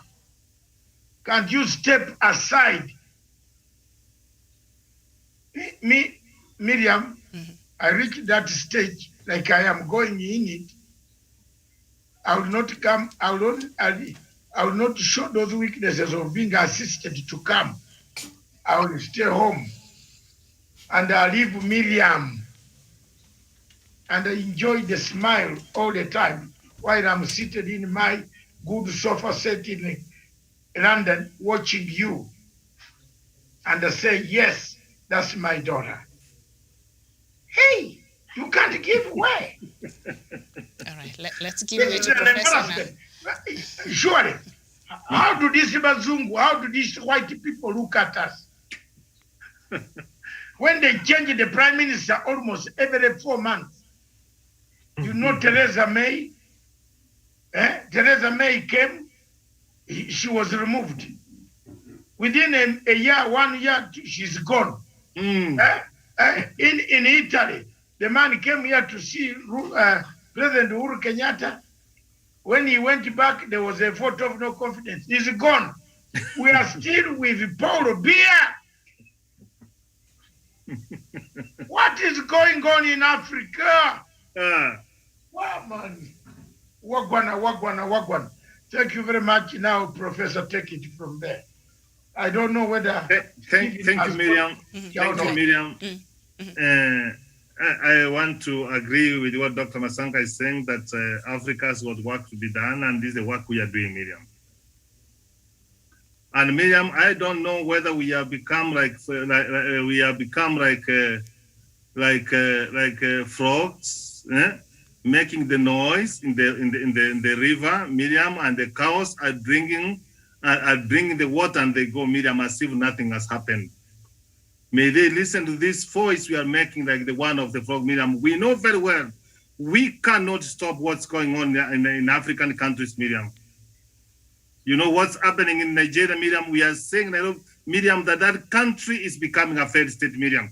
We have seen all the triggers, Miriam. We have said, and nobody's listening, Miriam.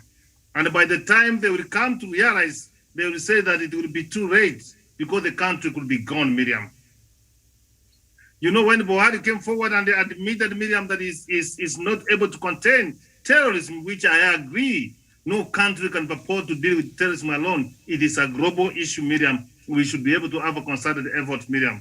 If he was a gentleman enough, Miriam, he could have said, Miriam, I promised the people of Nigeria that I will deal with Boko Haram 100 days, Miriam. I have not done it. It's enough for him to go home because, Miriam, the women and the girls cannot be abducted, and Miriam, we go and sleep in our homes, Miriam. I come from the culture where Nyanjama could testify, Miriam. If our mothers are not safe, Miriam, then you are not safe, Miriam. We will fight up to the last man until we rescue our women and our girls, Miriam. We cannot keep on talking about, Dr. Masanga is talking about Borobia, Miriam. He's being carried to go and address people, and Miriam, and the people of Cameroon are not even getting annoyed, Miriam. They are coming like when Moses was a prophet, Miriam. And for the children of Israel to win the war, Miriam, they will even raise up the hands and even bring the stones and raise up the hands. So long as the hands were raised up, they will win the war. I don't want to imagine this, the spirit, Miriam. We must come and intervene, Miriam. You cannot imagine if Nigeria goes its ways, Miriam, with a population of 250 million. You know what it means, Miriam. There will be chaos in the continent of Africa. May they listen to what we are trying to say, Miriam. The people of Nigeria are supposed to come together and charge the destiny of their country, Miriam. The foundation of that country, Miriam, was given in a false pretense, Miriam. The Biafra people, Miriam, we have had a discussion from here. You have heard with what they are saying, Miriam, and they are scattered everywhere in the world, Miriam. Being inserted, and they have got a home, Miriam, where they can go and develop their country. On this one, I'm so much disappointed with African leaders, Miriam, but we have got work to do. Dr. Kaunda has given us work to do that all the time, Miriam. We will continue to talk and discuss about the issues facing the continent of Africa. Keep on asking us hard questions as we give answers, and I hope that we don't become frogs and they become cows, that they can do things with impunity. But time can come, Miriam, and find all the frogs are dead in that river. They are all floating. And the moment they will try to drink that water and swallow those frogs, you can imagine what will happen. May I submit up that point? Thank you, Professor. Dr. Joseph Nyanchama. Miriam, I think the issue of Nigeria, we have said for a long time, and it has become clearer more than ever before that the Biafra people must get their right of a referendum for self-determination. You know where I come from. Professor Nyali said that I validate his words. Let me tell you, Miriam, when all men who were bestowed with the authority to protect people in the village, they would not give even a signal. They would move and they grab the spears and start the war to protect the community. Something, because he's an elder, he's very shy to say, they can go a step further to remove all their clothes as a signal that now it's either life or death. Why they remove the clothes? They are signaling that if this community is not protected, the procreation is going to be stopped, and that will be the diminishing of the entire earth. What a symbolic, Professor Onyari. When I learned these things, I can relate to what is happening to Nigeria. I think we need to take this thinking there. They have completely failed. And we maintain that Buhari could not be alive. It's just a gimmick. This is, someone is like acting like he's the president because the center is not holding. Africa, AU, I don't know where it went, where the mandate is. Maybe Masanga will tell us. It is now dead too. What is the way forward? It's now evident that Nigeria is no longer going to hold, especially when policemen are being killed, as you said, Miriam. Can for once even AU listen to this voice from Punchline Africa TV? Maybe, who knows? The last effort can save some lives. We empathize with the Nigerian women and the children who are at great risk, and we plead to the Nigerian people to know that Buhari is not alive and take the necessary constitutional action.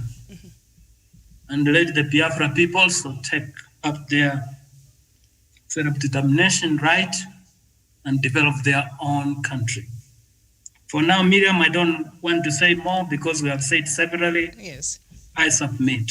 Very well. I agree with you, Dr. Nyanchama. We talk about Nigeria here because they always give us something to talk about, especially when it comes to the high rising insecurity that seems to get worse by the day. And one policeman was killed, but 80 students and 5 teachers have been kidnapped. That happened yesterday, and these kidnappings have become one too many. And just a couple of days ago, President Buhari admitted that he has failed to assure Nigerians of their safety. So what will be the way forward in an ideal situation, Samuel Tavish? Because this is just too much, talk on the rise of insecurity and cases here. Thank you so much, Miriam, for this opportunity. I think for Dr. Masanga, myself, myself and others in this panel, the Nigeria problem is one which you have spoken for quite some time. It is something that we have remained consistent. It's something that we have been resilient speaking about and speaking to the ears of President Buhari for so many years now. And I think it is only a log. It's only a person who is dead who will not listen to kind of appeals that have been placed through, different platforms like Punchline Africa TV has done for so many years now, trying to appeal to President Buhari to see it fit at least to allow the indigenous people of Biafra to have a referendum to determine their fate, because that is the only thing they are asking. I don't think it is too much of something to ask for people who only want but a referendum to determine whether they can go separate ways or not. And as to why really President Buhari does not find it fit to allow this referendum to take place is something that continues to puzzle most of us. And I think, like you asked, what will be the way forward? Because again, in as much as we say it is no retreat, no surrender, we say we will continue to pursue this matter to the logical conclusion until the people of Biafra get the freedom or answer to the agitation that they have been doing for quite some time.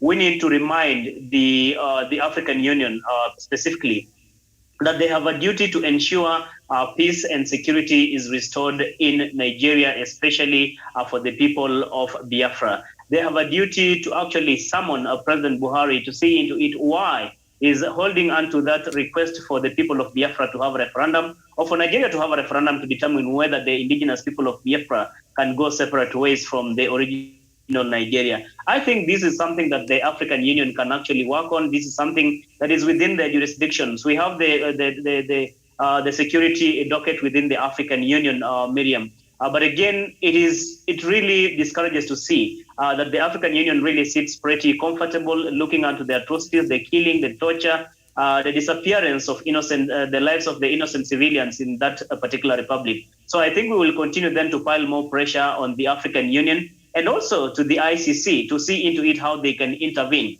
But if President Buhari thinks maybe we are getting tired, that we are wearing out with time, I can remind him that we are only but getting emboldened.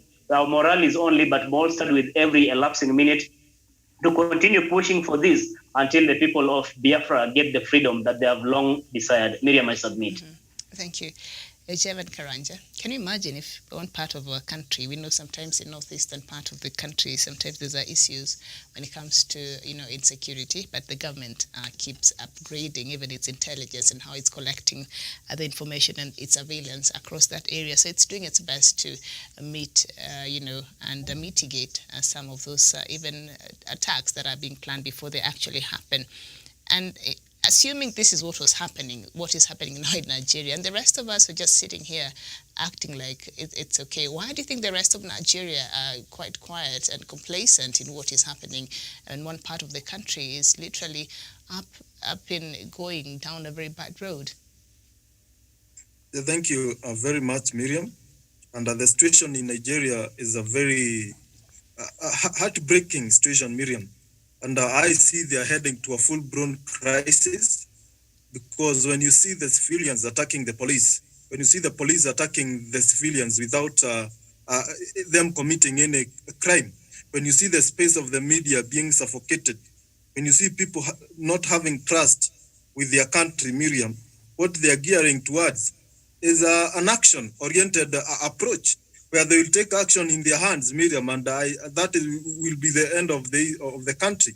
And before we go to that extent, the people of Biafra need to be given their freedom. They need to be given a referendum so that they can decide on which way they want to take their future, or the direction they want to take as a people, because they are the indigenous people and they have been suffocated. And you see, they have been quite vocal, Miriam. Though their voices have been suppressed, we will continue ensuring that we remain a voice to the voiceless until justice is done to the people of Nigeria. And to those who are silent, especially where Buhari comes from, the pastoralists, the Fulani community, Miriam, they seem not to care much on what is happening. I want to remind them that a threat to injustice anywhere is a threat to justice everywhere. Therefore, they should not sit plenty that the people of northern Nigeria are suffering. They should understand that when things escalates, when things get out of hand, they will also suffer the consequences. They might be enjoying the fruits of the corrupt regime of Buhari. They might enjoying some space because they can go and escape with some crimes. They can go and feed their animals on the farms of these northern Nigerians, and they escape with that. They should understand that when things get out of control, they will not sit plenty, and will also have a chunk of their pain and agony as their counterparts. And we don't want that to reach to that point. Therefore, we ask the people, and we have been calling this AU to come into action, because they reduce themselves to a rhetoric body. They just talk, and they don't take much action to see that things that they try to look into are achieved. Okay, we Therefore, apologize. We apologize for that, Dr. Joseph Nyanchama, and let them take care of that. We apologize for that hitch there. All right. Very well. David Karanja, continue. Yeah. So, Miriam, at the end of the day, we wish the people of Nigeria well, and we wish them, especially those that are being blackmailed and intimidated by their own government. They need to continue with the piling pressure to the government of Buhari, and so that they can see action, Miriam. But I don't see anything much will happen unless Buhari is out of power. A president who comes in press and admits that he has failed to protect the interests of his people, Miriam, he doesn't deserve even to be near a political office, leave alone being the president of a country. Therefore, this is work to be done. This is work in progress. And I wish the people of Nigeria well, because when one country suffers, Miriam, even in the Bible, they give an illustration that when at the body of the church and the Christ, and they tell us that they give an example of our body, that when one part of our body is sick, Miriam, the whole body becomes weak. When one eye is injured, Miriam, the whole body, Miriam, is not well. Therefore, when part of one country in Africa is not well, the whole of Africa, Miriam, we should not sit plenty and see one of their eye or one of their ear suffer, because when it leads to a point where maybe it will be cut away or amputated, Miriam, we will all suffer. We will not go the right direction. We know this is a country that is rich in oil. These people from Nigeria, they will disappear. They will seek asylum in our country. When you go to the streets of Nairobi and other towns in this country, you'll see people of Biafran origin in our country, Miriam, seeking and coming here to seek refugee. Therefore, we need to do something, and that is why I thank the PanAfrican under the able leadership of Dr. David Masanga for keeping us here so that we can continue pushing for reforms, so that we can continue for prosperous Africa. Because when one of us suffers, Miriam, we all suffer together. Thank you. I agree. Thank you so much. Yes, indeed. I don't know if Douglas Kirin is back. He had a bit of a problem with his connection. Douglas, is he back? Okay, so Douglas is not back, so I think that is where we rest at that story. And of course, the Nigeria story is something that we keep talking about here. So I'm sure when we come back on Sunday, God willing, there will be another chaos that we'll have to talk about, because it is something that has continued to happen and continues to happen. And it's not safe, I guess, being in Nigeria, in some parts of Nigeria right now. And we move on to our last topic. And in a landmark agreement at the G7 summit, the United Kingdom global leaders pledged to share COVID-19 vaccine doses internationally in support of global equitable access and to help end the acute phase of the pandemic. As they were having a meeting in the UK, now the Gavi COVAX AMC summit hosted by Prime Minister Yoshihide Suga of Japan. G7 countries committed to share at least 870 million doses of COVID-19 vaccines directly, with the aim to deliver at least half by the end of 2021, and reaffirmed their support for COVAX as the primary route for providing vaccines to the poorest countries. Now, COVAX is focused on securing as many shared doses is as possible immediately, as the third quarter of this year is when the gap between deliveries and countries' ability to absorb doses with the greatest challenge. So now the G7 and the challenges of COVID-19 distribution, and this COVID-19, we've seen it play into even diplomacy. Zimbabwe received donation from Johnson & Johnson, and they refused to have it. Of course, when you look back at the history they've had, I think the US and other countries. So it's quite interesting. It has played into diplomacy right now, and I think foreign policy at this COVID vaccine, if I'm not very wrong. Doctor, could you start us off? Miriam, this is a very touchy area. We don't need to spend much time on it. It's a matter of saying,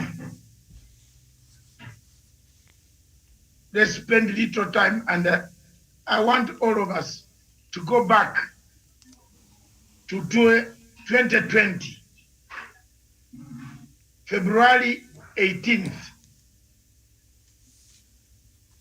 What did I write?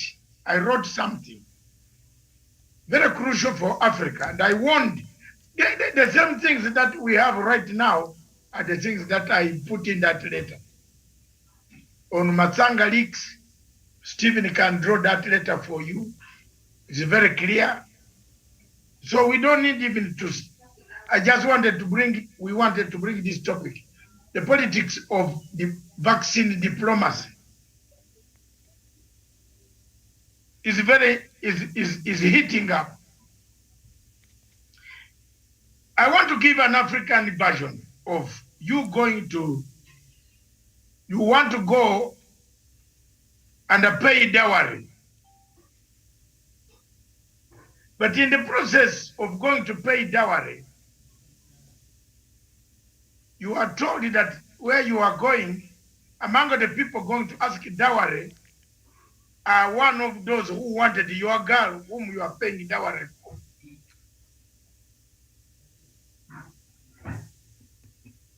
I don't know whether Miriam is getting me on this. Where you are going to pay the father-in-law, one of the people going to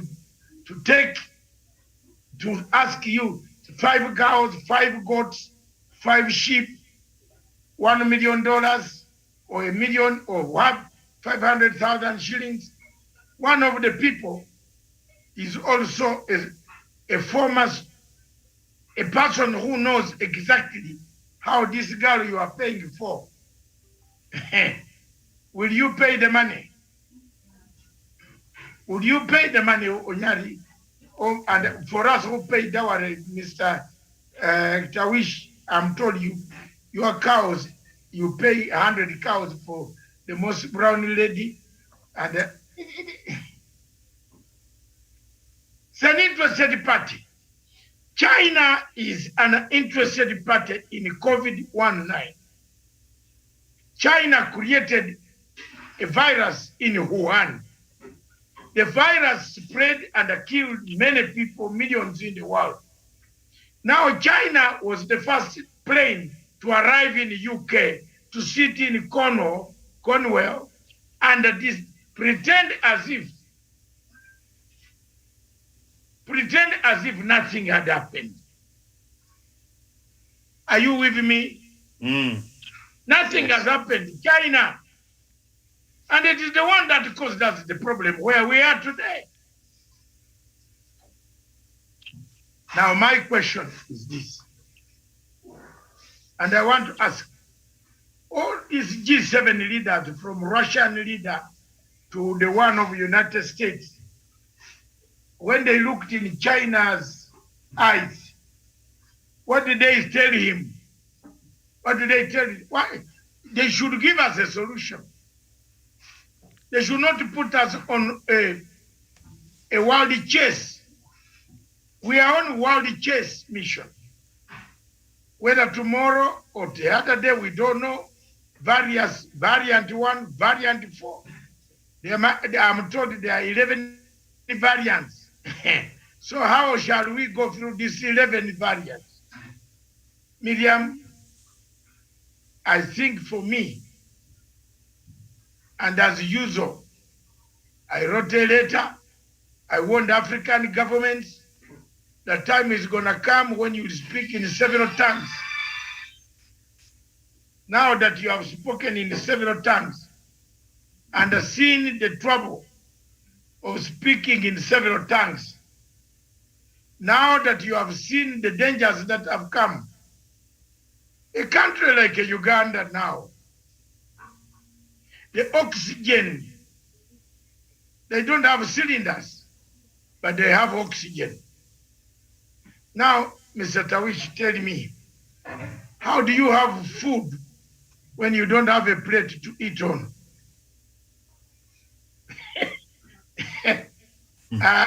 Sir? It is funny. It's a funny state of affairs. Indeed. Affairs. Miriam, can you have food, then you don't have a plate to eat on?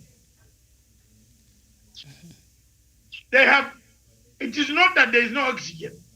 Each hospital in Uganda is equipped with oxygen-making equipment, but they don't have plates to serve the oxygen, which is the cylinder. So, who is the government planner? For me, there is something that radical that I wanted to say to you people today. If I were in government, I would not allow 35% of the money to go to the county, to the counties. I would allow every governor to bring me the easy budget. Are you seeing what I'm saying? You know, we have encouraged the corruption amongst ourselves. Miriam, we have encouraged the corruption. Very soon you are going to hear in Kisumu, we have run out of cylinders. Very soon you will hear Busia has no cylinder. Nyamira has no cylinder. Yet this money was sent a long time ago. When you are putting oxygen plant, why didn't you buy cylinders and buy surplus? So if I were the one giving out this money, if I were President Uhuru Kenyatta, first each governor should bring me the priorities of the county. But thanks God, or to the worst of it, all of us are helpless. We don't know how the money is spent. The variant 4 is here. The month of July is going to be colder. Already over 6 counties, you can't access, you can't come out. The people from Kenya cannot move to Uganda, Uganda cannot move to Kenya. That border is sealed. Because in Kenya, in Uganda itself, even if your farm is across there and the boundary is in the middle, you don't go there. Even if the bananas are ripe, you don't pick one banana. So look at those difficulties. Did we prepare our people enough? Miriam, I submit that there is no need of you going to pay homage to your own former rival. There was no need of the G7 conference. What was it for? To see how much leftover is given to us. Isn't it? Isn't it? Mm-hmm. Is there Africa? Do we still have an African president who can speak up? We are given leftovers. Muchukulia 100 million vaccines. What about if we had died before those people would have died? So there is something which is very fishy. And even the type of dishing out these doses is going to bring more corruption to Africa. Believe me or not, just wait. Some people will say that money we bought this, yet they did not buy. So the G7, to me, even brought more confusion or more corona The Chinese came with a big plane with more corona. That's why the 21st of this month, which would be Monday, I was going to fly home, very comfortably seated in Boeing 7778, and arrive, land, and come. Now, because the Chinese arrived with the big Boeing with more, Britain has suspended opening up. It has moved the date to 19th of July. Let me ask you, Miriam, where else can we Africans go for solace? If China itself, which insults us, which earns a living because of Africa, does not give us the solution. Now, before I leave, Miriam, I'm beginning to agree with people who say the city of Wuhan is 80 million people. There are 4,500 planes per day landing in Wuhan, from Shanghai, from Beijing, from Hong Kong. Have you looked at China's WHO numbers, Miriam, every day? Do you know that the numbers you and I read around May last year are not very far from the numbers they have? Am I wrong? So what happened? Did they kill these people, all of them? I'm beginning to agree that if they found the disease with you, they put you into this burning thing. What is it called? A furnace. So the diplomacy of vaccine still haunts the developed and the underdeveloped world until there is equality in service provision and medical provision by all the states in the north. The south will continue to suffer. The injuries and other difficulties, conflicts will arise out of this pandemic. The pandemic could trigger regime change because people have nothing to do. No oxygen cylinder, you can't buy an oxygen equipment. The center cannot hold. Thank you. And lastly, in Uganda, His Excellency the President has directed that all Ugandan cars should have digital number plates. Hey, and each number plate costs 2.4 million shillings. I think, Miriam, we shall have time on Sunday to look at that and find out that a digital number plate could be utilized by thieves who want to steal your house. Yes, because once they hack into your number plate, they will know your address, then they go and waylay you first. As you come in the house, they take the keys and take everything from you. So there are some, in Africa we have leadership. I don't know, but that is my submission. I want to thank all of you that I have done my best this week. And thank you very much, all of you. Miriam, thank you very much. Tawish, Karanja, Budi, Joseph, Professor Nyari, and Miriam. Thank you very much. God bless you. See you on Sunday at 2 p.m. Have a nice smile. Smile as it is, as usual. Ya kuonea mbali. Your smile. Thank you very much. Your smile ya kuonea mbali. Be happy. You can't, I know you can't go to bury your MP, of game, but let's both of us stay here and pray for him and the family, that may his soul rest in peace.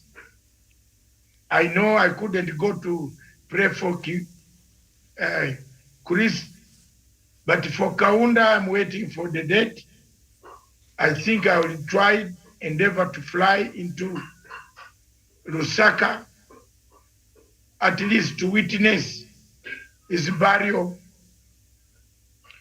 At least I'm a Pan-African. I think I will try to do so.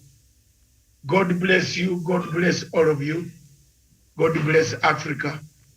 God bless the people of Biafra. God bless Miriam as she goes on her way home to go and begin a long, torrid weekend.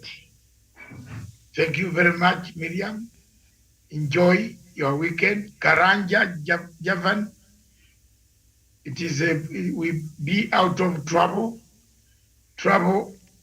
when necessary. I am told there are people kidnapping people, children at the gates. You have heard that? Yeah, it is happening. So please, all of you, when you get out, practice Kung Fu from inside before you put out. So that you can make, as you do the Kung Fu, you make an alarm. So please, don't go into places where you are going to be kidnapped or taken by hostage by people who are demanding money, because things have gone berserk. We've lost. We are missing one of us, one of the people who used to analyze frankly here about the conditions in Africa. I hope Major retired Bijiwe will resurface, because it is a worrying situation at the moment. Thank you. All right.